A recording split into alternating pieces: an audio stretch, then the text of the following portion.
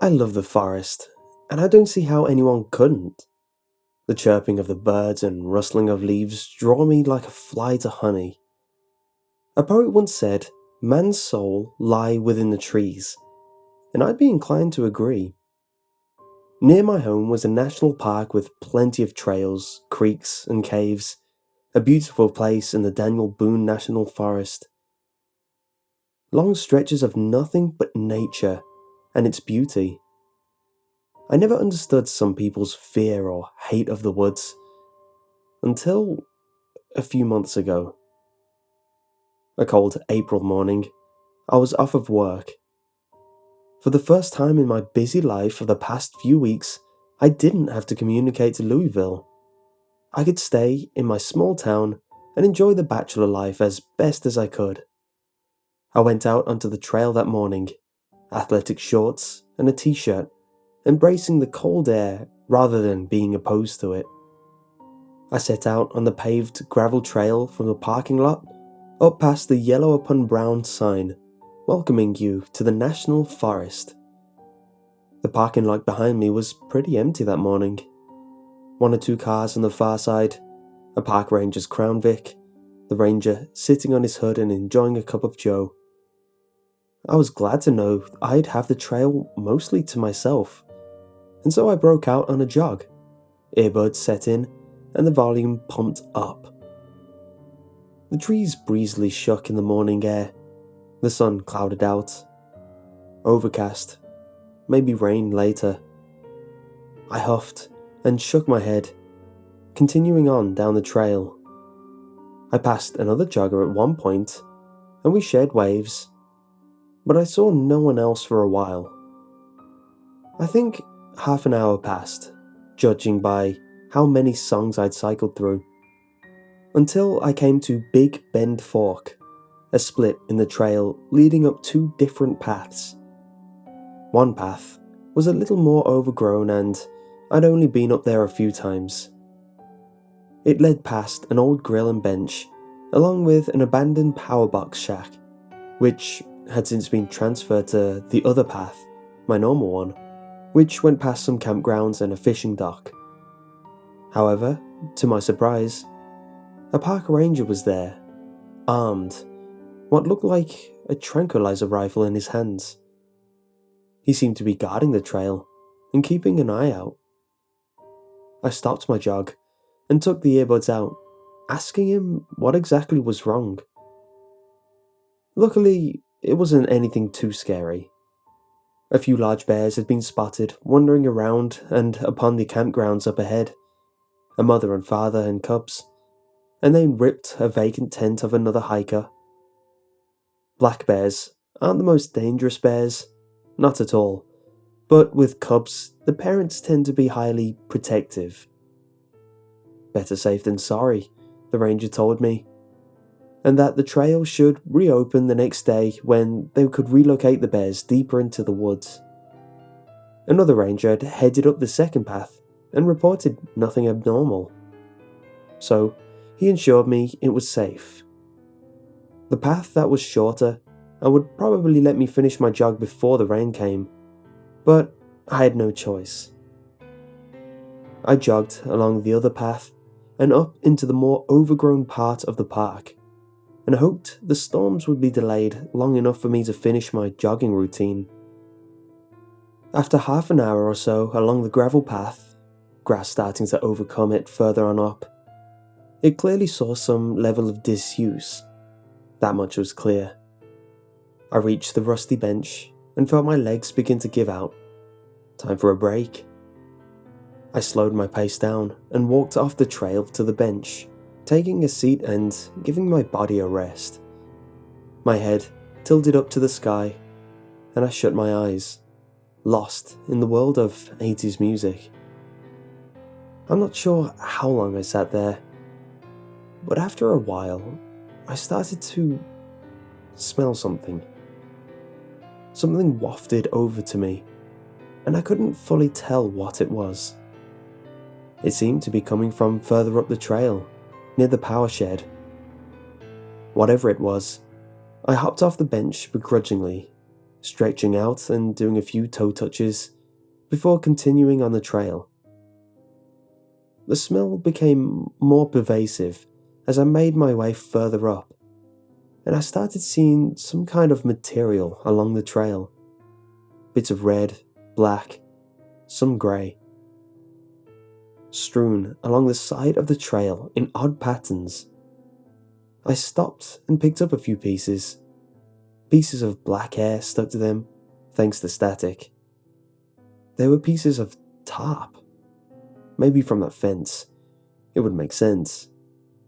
They continued up the grassy trail towards the distant power shed. Something told me not to check, that it may be the bears. But I knew there was another ranger out here, so I carried on.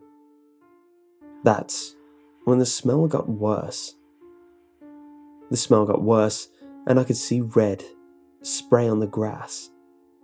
Reddishness over parts of the tarp leading up to the old, rusty, cream-coloured shed building.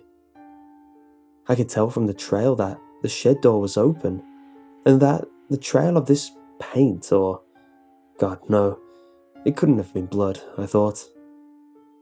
But I followed it.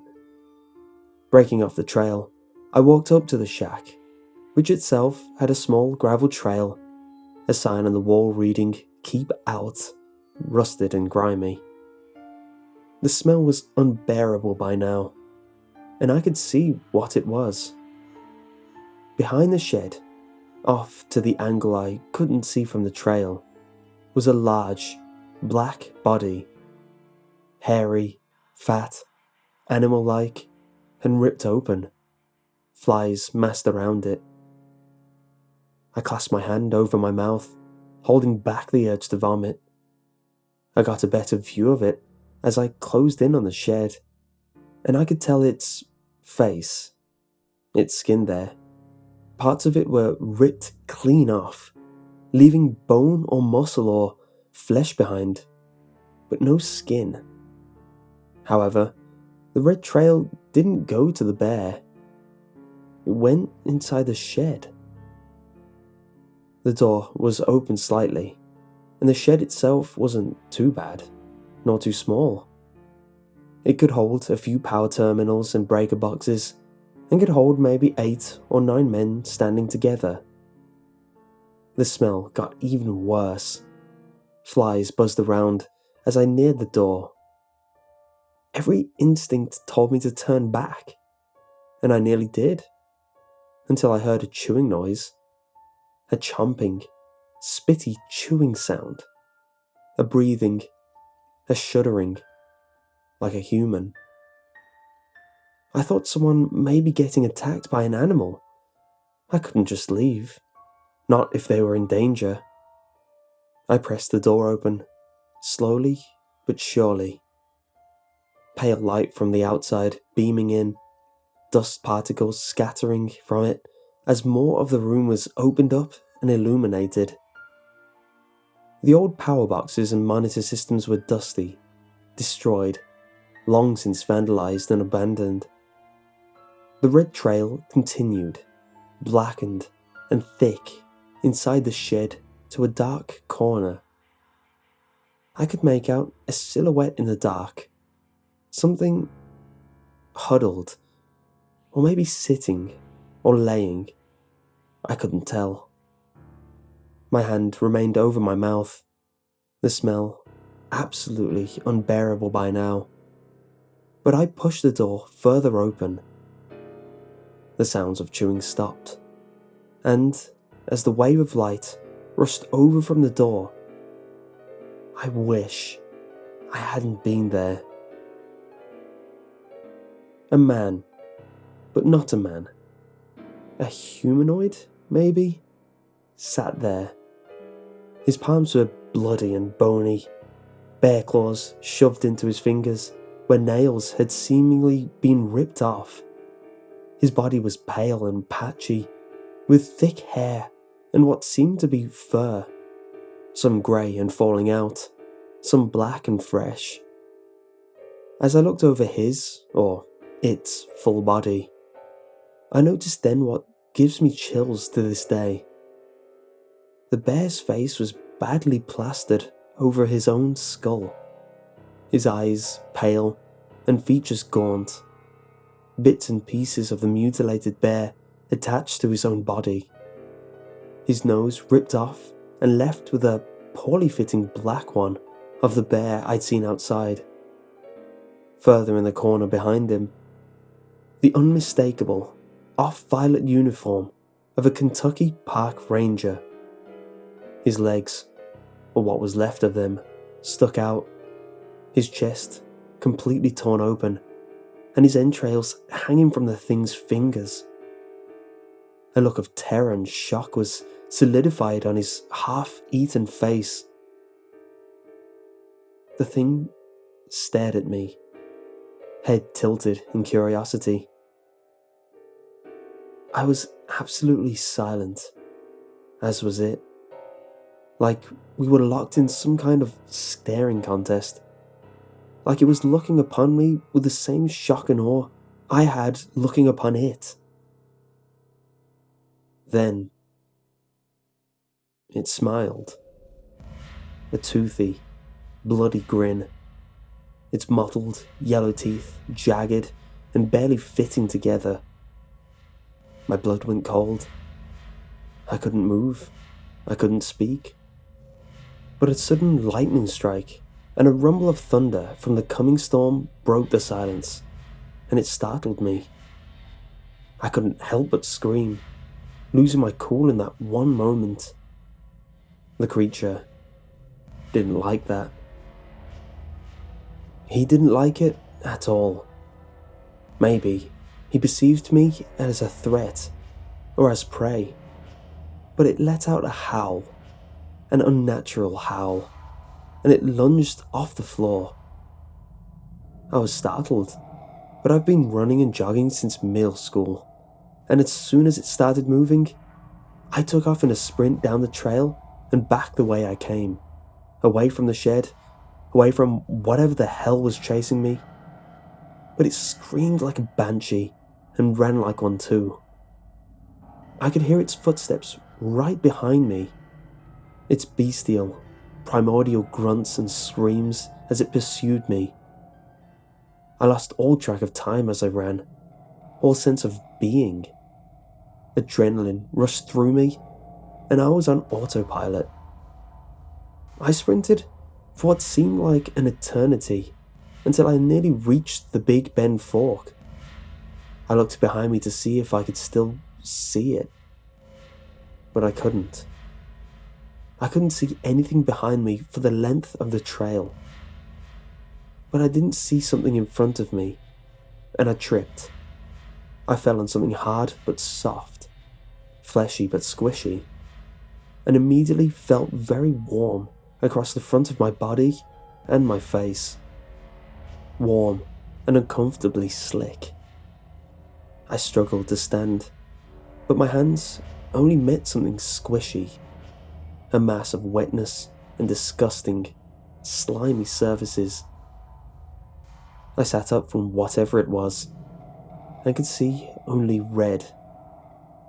I wiped my eyes clean and then discovered I'd fallen onto the corpse of the park ranger.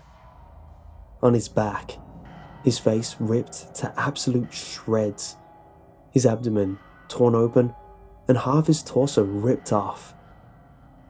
I screamed louder than I ever had in my life and scrambled up to my feet, standing over his mutilated corpse, until I heard that familiar, banshee cry from behind me. I looked over my shoulder, and that smell hit me again, the smell of this creature. Then I remembered. "The rifle," I said, thinking out loud, and looked to the ground.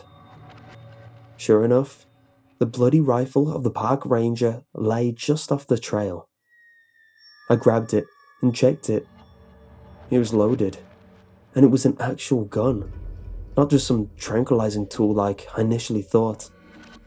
Low caliber, but good enough for me. I couldn't check if it was loaded or if the safety was on, but I aimed it up the trail, just as that beast of a man was gaining distance on me. It looked more horrific in the open light, and I could see every vein, every patch of mottled and rotted flesh, the blood streaming from where it had attached the mutilated bare parts. I shut my eyes, expecting death to be coming, but I pulled the trigger. A loud crack resonated throughout the forest. I don't know if I hit the thing or not, but I heard a howl and the rustling of leaves. I opened my eyes after a moment and looked ahead. It was gone. Nothing beside me, behind me, or in front of me. The rustling of bushes got quiet until there was absolute silence. Me, with this rifle, standing above a dead man. Utter silence. I stood there like a statue, rifle aimed, finger on the trigger, and I waited. I thought it had ambushed me. I thought it was waiting for me. But another rumble of thunder woke me from this frozen position. Droplets, then a sprinkle of rain began to fall, and without any further consideration of the situation, I took off, running back down the trail. Minutes seemed like an eternity, and my body slowly gave out from the sprint. I couldn't push myself any longer, and soon I came in sight of the parking lot through the trees. I mustered up my best jog to safety, down the trail and out to the pavement. But then I noticed it was no longer empty. 3 Ranger cruisers were parked in a wall-like fashion against the trail. I was panting, my vision blurry, as my body continued to recoil from the fierce push I'd put it through. But I remembered seeing men behind the cars, black and white cars, weapons aimed at me. Were they police? Rangers? Had someone called them here? I didn't know. I couldn't think. "Drop it!" was the last clear phrase I heard before I collapsed to the pavement. The patter of rain on my blood-soaked clothing. The final thing I heard before it all faded away. I blacked out entirely. I didn't sleep well, nor feel well, even when they let me out of the hospital I woke up in, because all that awaited me was a ride in the back of a state police truck to the local detention centre. Details were fuzzy, and it all seemed like a blur. But the looks I got from some of the cops told me what I needed to know. I appeared in court not long after. 2 counts of first-degree murder of 2 Kentucky Park Rangers. They never found the bodies of the mangled bear, nor the ranger in the shed. But with my clothes caked in blood and a crimson splatter weapon in my hands, I was the only possible suspect to them. With a huge amount of blood found in the shed and 1 dead ranger left in the trail, I was to blame. I tried to plead my story. I wanted to. But even running it in my head sounded ridiculous. What? A bear man had killed both men, and I was only out for a jog? That my DNA was on the corpse of one, and his blood was on me because I tripped and fell on him? An idiot might believe that. But sadly for me, the justice system wasn't as dumb as some people say it is. It's been 8 months since I was placed in this prison. 8 months that I've had to wear this jumpsuit, crap in an open toilet, shower in a public shower, eat the slop they give us. 8 months because of my curiosity and my love for jogging. They're still doing tests and trying to determine every possible factor, but their search across the forest turned up no signs of the dead ranger. No other body to prove the case that I had nothing to do with the deaths of these men. Hell, they thought I was potentially insane, with the trauma I had of that day showing through, and my story of a monstrous bear man being the murderer. My assigned therapist gave me this journal to write my thoughts in, and even if I'm not insane, it still comforts me to write my story. It comforts me to know that maybe, just maybe, I'll be proven innocent, and I'll get to be out of this place and back to my normal life. But I'll never go jogging in the woods again. That other man couldn't have killed the first ranger I met. He was at the shed. There are multiple things out there in those woods. Old things that maybe not even alpacan folklore speaks of. Spooks and monsters existing as shadows among the trees. Howls at night, shrieks in the morning, figures in the fog, and things grizzled hunters spoke of while clutching a rifle to their side. They're still out there. Word of advice to you? Be careful what trails you go hiking on. You'll never know what you find.